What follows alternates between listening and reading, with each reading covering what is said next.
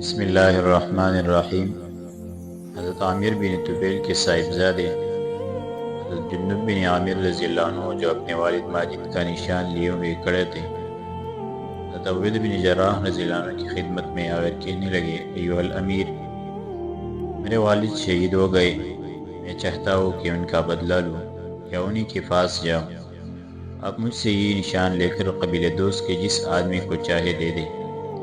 آپ نے وہ نشان لے کر دوست کے ایک اور آدمی کے سپرد کر دیا اور حضرت جندب رضی اللہ عنہ حسب ذیل اشعار پڑھتے ہوئے جبلہ بن ایہم غسانی کی طرف چلے۔ میں اپنی جان کو ہمیشہ خرچ کرتا رہوں گا کیونکہ میں اپنے رب کریم سے بخشش کی تمنا رکھتا ہوں۔ میں دشمنوں کو اپنی تلوار سے مارنے کی کوشش کروں گا اور ہر ظالم اور مردود کو قتل کر کے رکھ دوں گا۔ جنت اور باغ ہائے بے شک حق کی روح سے ہر ایک شجیع اور صابر کے لیے مباح ہو جاتی ہے۔ کہتے ہیں کہ جس وقت آپ یہ اشعار پڑھتے ہوئے اس کے قریب پہنچے تو آپ نے چلا کر آواز دی کہ اے میرے والد کے قاتل کھڑا رہ، میں تجھے ان کے عوض قتل کروں گا۔ جبلہ نے کہا، تم اس مقتول کے کیا لگتے ہو؟ آپ نے کہا، میں ان کا بیٹا ہوں۔ اس نے کہا، تمہیں اپنی اور اپنی اولاد کی جان ضائع کرنے پر کس نے ابھار دیا ہے جو اس طرح قتل ہونے پر تلے ہوئے، حالانکہ قتل نفوس حرام ہے۔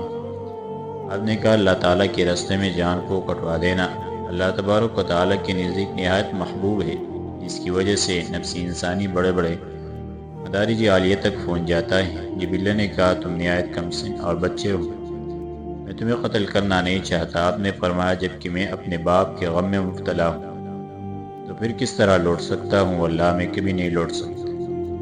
میں یا اپنے باپ کا بدلہ لوں گا یا انہی کے پاس پہنچ جاؤں گا۔ یہ کہہ کر آپ نے حملہ کر دیا۔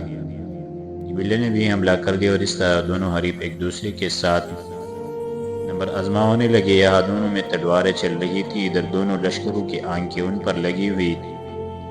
جبلہ نے جب اس بچے کی شجاعت و برات کا یہ حال دیکھا تو سمجھ گیا کہ یہ سختی و شدت میں جوانوں سے بدرجاف بڑا ہوا ہے۔ یہ سوچ کر اب احتیاط سے لڑنے لگا۔ قوم غسان جو اپنے سردار کو دور سے کھڑی ہوئی دیکھ رہی تھی، بچے کی جوانوں والے ہاتھ دیکھ کر فوراً تاڑ گئی کہ ہماری سردار اس لڑکے کے سامنے اب ہتھیار ڈالنے ہی والا ہے اور کوئی دم میں مغلوب ہوا چاہتا ہے۔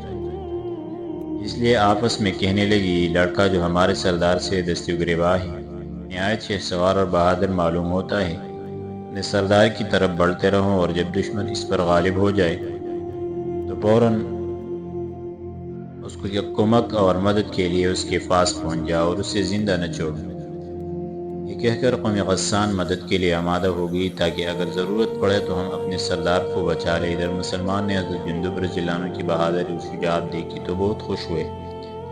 حضرت عبید بن جراح رضی اللہ عنہ کی یہ بہادری دیکھ کر روئے۔ فرمایا، جو لوگ اللہ تبارک و تعالیٰ کے راستے میں اپنی جان خرچ کرتے ہیں وہ ایسے ہی لوگ ہوتے ہیں۔ الہ العالمین اس کی اس فعل کو قبول فرمائیے۔ حضرت جابر بن عبداللہ انصاری رضی اللہ عنہ کہتے ہیں کہ میں بھی جنگ یرموک میں حاضر تھا۔ میں نے جندب بن عامر سے زیادہ بہادر اور شریف کہ وہ جبلہ بن ایہم غسانی کے ساتھ لڑ رہے تھے کسی لڑکے کو نہیں دیکھا۔ یہ دوسری بات ہے کہ جب موت آ جاتی ہے تو پھر نہ بہادری کام دیتی ہے نہ کثرت اسلحہ۔ جب انہیں لڑتے لڑتے زیادہ وقت ہو گیا تو انہوں نے جبلہ بن ایہم غسانی کی تلوار کا ایک ہاتھ مارا، اس نے اسے سست کر دیا، مگر جبلہ نے پلٹ کر تلوار ماری تو آپ کی روح اعلیٰ علیین کی طرف پرواز کر گئی۔ اور اس طرح حضرت عامر بن طفیل رضی اللہ عنہ کے خواب کی تعبیر پورے اور محقق ہو گئی۔ جبلہ آپ کی لاش کے چاروں طرف گھومنے لگا اور تیسرے آدمی کے انتظار میں ہوا۔ اس کی قوم نے اسے چیخ کر بلایا اور کہا، آپ لوٹ آئے، آپ اپنا فرض انجام دے چکے۔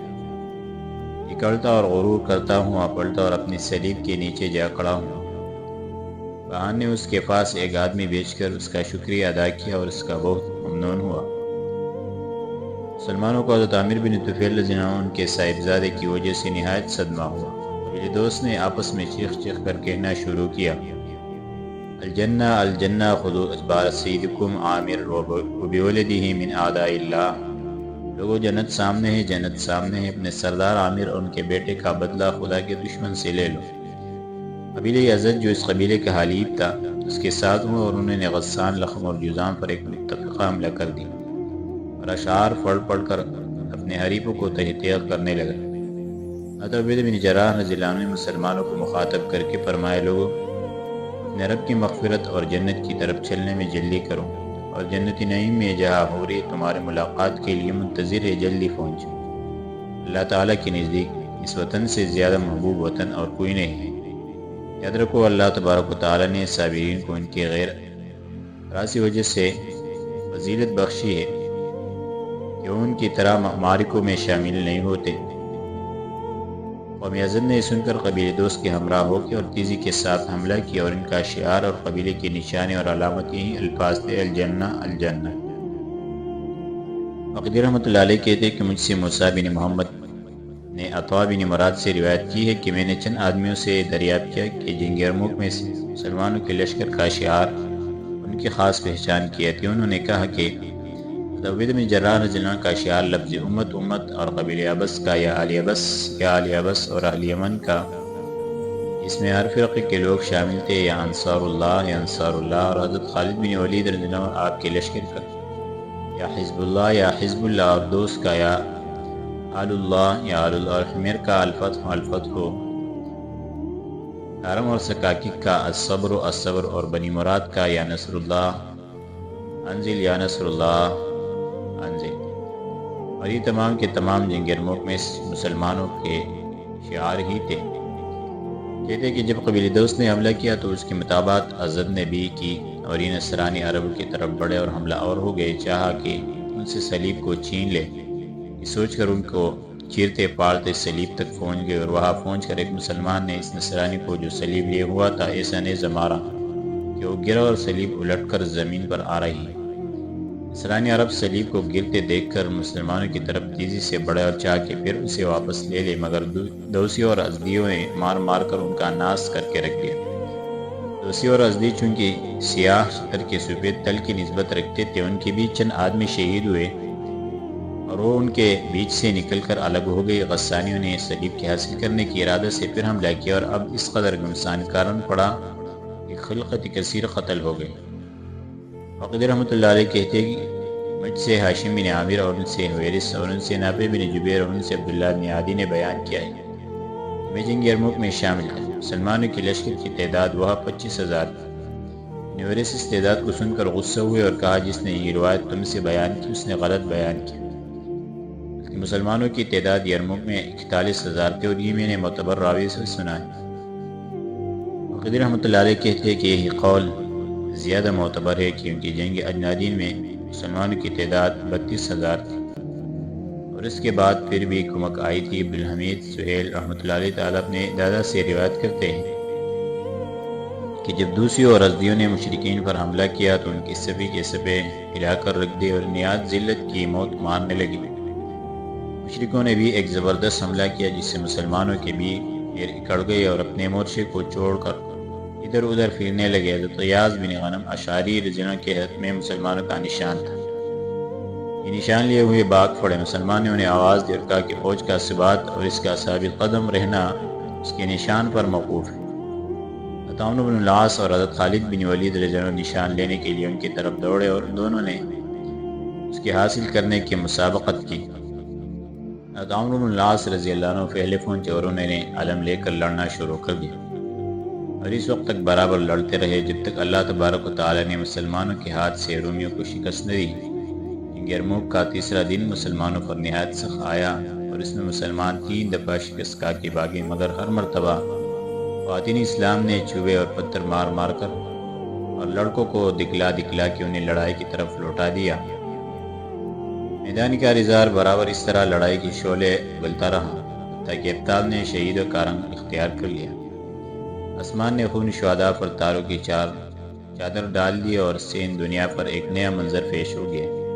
مشرکین جن کی اکثر جمعیت قتل ہو چکی تھی، رات ہونے پر اپنے ڈیروں کی طرف لوٹے اور ہتھیار بندی میں رات گزارنے لگے۔ مسلمان جن کا کم نقصان ہوا تھا مگر جو تیروں سے البتہ زیادہ زخمی ہوئے تھے، یہ بھی اپنے خیموں کی طرف پلٹے اور رومیوں کی طرح اسلحہ بند ہی رہے۔ انہیں سب سے پہلے نماز کا فکر ہوا، چنانچہ انہوں نے سب سے اول باری گائی، خداوندی میں حاضری دی، پھر زخمیوں کی مرہم پٹی کی۔ حضرت عبیدہ بن جراح رضی اللہ عنہ نے انہیں 2 نمازیں ایک ہی ساتھ پڑھائیں۔ فرمائے، لوگو اللہ تبارک و تعالیٰ تم پر رحم فرمائے اور جزائے خیر عنایت فرمائے۔ جس وقت تم پر کوئی مصیبت نازل تو رحمت کا انتظار کیا۔ اللہ تبارک و تعالیٰ کی طرف سے مصیبت کے بعد ضرور نازل ہوتی ہے۔ اب آگ روشن کر لو، اپنی حفاظت کو تکبیر تحلیل کے نعرے لگاتے رہو۔ یہ کہہ کر آپ کھڑے ہوئے، خالد بن ولید رضی اللہ عنہ کا ہاتھ میں پکڑا اور زخمیوں کو تلاش کر کے ان کی مرہم پٹی خود اپنے ہاتھ سے کرنے لگے۔ یہ دونوں حضرات لوگوں کو تسلی دیتے اور فرماتے جاتے تھے، لوگوں تمہارے دشمن بھی تمہاری طرح رنج و غم اور درد و عالم میں مبتلا ہے، اور تم اللہ تبارک و تعالیٰ سے اس چیز کی امید رکھتے ہو جس کی انہیں کوئی امید نہیں۔ اسی طرح یہ دونوں حضرات تمام رات لوگوں کے خیموں اور اردگاہوں میں مرہم پٹی کرتے اور دلاسا دیتے پھرتے رہے، حتیٰ کہ صبح نے آ کر ان دونوں کے گش کو کم کیا۔ کہتے ہیں کہ جس وقت رومی میدان سے ہٹ کر یرموک میں پہنچے تو بہار نے تمام سرداران لشکر اور افسرانی فوج کو جمع کیا اور انہیں زجر و توبیخ کر کے کہنے لگا، میں جانتا ہوں کہ تمہارا یہی حال ہو جاتا ہے، تمہاری بزدلی، خوف اور بے صبری ان مٹی بھر عربوں کے مقابلے میں زیادہ بڑھ جاتی ہے۔ انہوں نے اس سے معذرت کی، کہا کل ہم ان سے دل کھول کر لڑیں گے، ابھی تمہارے بہت سے شہسوار ان کے مقابل کے لیے نکلے تھے بھی نہیں، کل ہم ان کے جگہ چڑھ دیں گے، اور کل کا میدان آپ دیکھیں گے کہ ہمارے ہاتھ ہی رہے گواہان کا ہی۔ سن کر غصہ ٹھنڈا ہوا اور اس نے انہیں حکم دے دیا کہ وہ کل کے لیے بالکل تیار ہے۔ دونوں فریقوں نے رات بھر اپنی حفاظت کی۔ رومی چونکہ کثرت سے قتل ہوئے تھے، اس لیے ان کے دل میں مسلمانوں کا رعب بیٹھ گیا اور وہ رات بھر فکر میں رہے۔ مسلمان اپنے دین قیم اور دین واسق کی بنا پر قوی دل رہے اور ان میں کسی طرح کا ذوق محسوس نہیں ہوا۔ پھر کیا ہوا انشاءاللہ آگے درس میں ذکر